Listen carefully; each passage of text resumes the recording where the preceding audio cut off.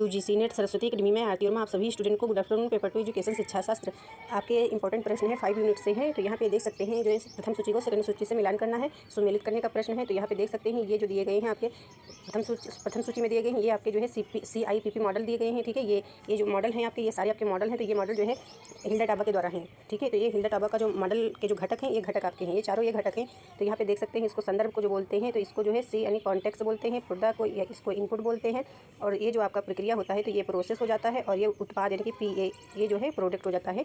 ठीक है, तो ये मूल्यांकन है, यानी कि CIPP मॉडल ये जो है हिल्डा टाबा मॉडल है। तो ये जो है आपका मूल्यांकन मॉडल है। तो उसी के चारों घटक हैं, हिल्डा टाबा के घटक हैं। ठीक है, मॉडल के घटक और चरण आपके इसमें 7 होते हैं, हिल्डा टाबा के 7 होते हैं। ठीक है, तो ये आपको मिलान करना है। तो यहाँ पे देखना है आपको मिलान करना है, तो संदर्भ मूल्यांकन को आपको मिलान करना है थर्ड विकल्प से। ठीक है, क्या करने की आवश्यकता है, संदर्भ का मतलब और प्रदा मूल्यांकन क्या होगा। ठीक है, तो प्रदा मूल्यांकन को आपको मिलान करना है 2 से, यह कैसे जानना चाहिए।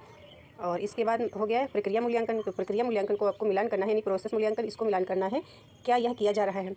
और उत्पाद मूल्यांकन यानी प्रोडक्ट, ठीक है, यानी कि उत्पाद मूल्यांकन कहिए या परिणाम मूल्यांकन आप कह सकते हैं। तो इसको आपको मिलान करना है फर्स्ट से, क्या उत्पादन किया जा रहा है, मतलब क्या उत्पादन किया जा रहा है। ठीक है, प्रदा का मतलब होता है इनपुट, मतलब निवेश करना। ठीक है, निवेश मूल्यांकन कह सकते हैं। इसमें आपका विकल्प डी सही हो जाएगा। इसके बाद आप देख सकते हैं अपना अगला प्रश्न। ठीक है, तो अगला प्रश्न ये इसी पे आधारित है ये। ठीक है, CIPP मॉडल, यानी कि CIPP मॉडल अभी हमने बताया कि हिल्डा टाबा मॉडल है। ठीक है, तो हिल्डा टाबा मॉडल है। मॉडल CIPP मॉडल किस प्रकार का प्रतिरूप माना जाता है। तो इसमें ए विकल्प आपका सही हो जाएगा, समकालीन माना जाता है। CIPP को, यानी कि ये CIPP को अन्य किस नाम से जाना जाता है, तो आपको बताना है किस नाम से जाना जाता है। स्टाफ लव बीम जो है मॉडल के नाम से जाना जाता है। तो इसी के अभी हमने आपको घटक बताए हैं। ठीक है, CIP अभी बताएंगे लास्ट में। CIPP मॉडल के अंतर्गत ये अगला प्रश्न है, CI लिख देती हूँ, CIP और P मॉडल के अंतर्गत पाठ्यक्रम का किया जाता है। ठीक है, अंतर्गत पाठ्यक्रम किया जाता है। तो इसमें जो है आप जानते हैं ये जो है मूल्यांकन हो जाएगा, ये आपका नहीं है। ठीक है, तो मूल्यांकन का मतलब ये हो गया जो अभी हमने आपको बताया है चारों घटक। और CIPP में कौन सा एक तथ्य शामिल नहीं है। तो CIPP में जो है कौन सा एक तथ्य शामिल नहीं है, तो पुष्टि शामिल नहीं है।